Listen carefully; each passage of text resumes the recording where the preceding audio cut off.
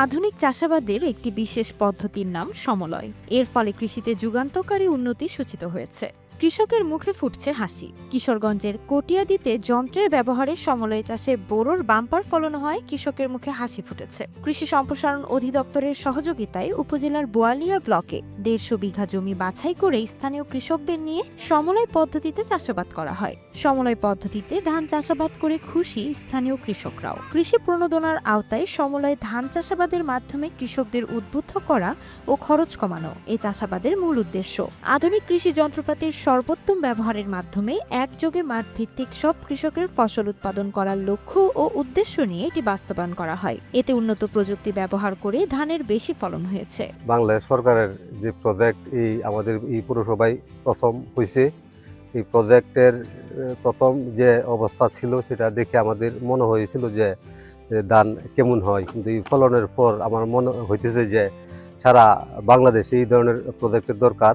কৃষি অফিসারে আমরা যে অনুদান দিছি সরকার থেকেও আমরা পাই গেছি, মোটামুটি অনেক অবদান পাইছি সরকারের কাছ থেকে। কৃষি অফিসার মনিরুল স্যার আমরা অনেক অবদান দিছে, এর থেকে আমরা অনেক খুশি। আমরা ফসলও মোটামুটি ইনশাল্লাহ ভালো হয়েছে। কেনিকেট করতে গেলে ১২-১৪ হাজার টাকা খরচ হয়। ধানের দামটা সর্বোচ্চ ১৫০০ টাকার উপরে থাকার কথা, বা ১৫০০ হইলেও কৃষকের কিছুটা পয়সা যাইব। এর নিচে যদি হয় কৃষকের পোষে না। আর কৃষি অফিসারে আমরা যে একটা উপকার করছে, অনেক ধন্যবাদ তারা। এই প্রজেক্টটা যাতে সবসময় হয়, এই বছর আমাদের এলাকার, পরের বছর যাতে অন্য এলাকার মধ্যে এই জিনিসটা করতে পারে, তাদেরকে আমরা ধন্যবাদ জানাই। এখানে ৫০ একর জমিতে বিধান ৯২ জাতের ধান আবাদ করা হয়েছে এখানে, যেটা বিধান ২৯-এর বিকল্প হিসেবে। যেখানে ২৯-এর রোগবালাইয়ের আক্রমণটা বেশি হতো, এবারে বিধান ৯২ চাষ করাতে কৃষকের রোগবালাই এবং পোকামাকড়ের আক্রমণ কম হয়েছে এবং এই জন্য ফলনও ভালো হয়েছে। আশা করি কৃষকের গড় প্রতি ২০ থেকে ২৫ মণ দর ধান তার কৃষক পাবে। মানুষ বাড়লেও বাড়ছে না কৃষি জমি, তাই স্বল্প জমিতে অধিক ফসল উৎপাদন করে মানুষের খাদ্য চাহিদা পূরণ করার লক্ষ্যে কৃষি মন্ত্রণালয়ের এমন উদ্যোগে উন্নত প্রযুক্তির মাধ্যমে সমলয় পদ্ধতিতে বোরো ধান চাষাবাদ শুরু করলে এগিয়ে যাবে আগামীর কৃষি, উন্মুক্ত হবে সম্ভাবনার নতুন দ্বার। একটা মাঠের মধ্যে কৃষকরা একই সময়ে তাদের ধান গাছ রোপণ করবে এবং একই সময়ে এটা কর্তন হবে। এই পদ্ধতিতে চাষাবাদ করলে একটা ফলনের বেশি পাওয়া যায় এবং কম বয়সী চারা লাগানো যায়।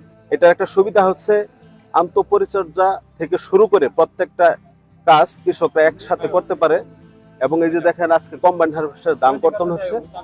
যদি কৃষকরা ভিন্ন ভিন্ন জমি ভিন্ন ভিন্ন জাত রোপণ করতো তাহলে কিন্তু একসাথে পাকতো না।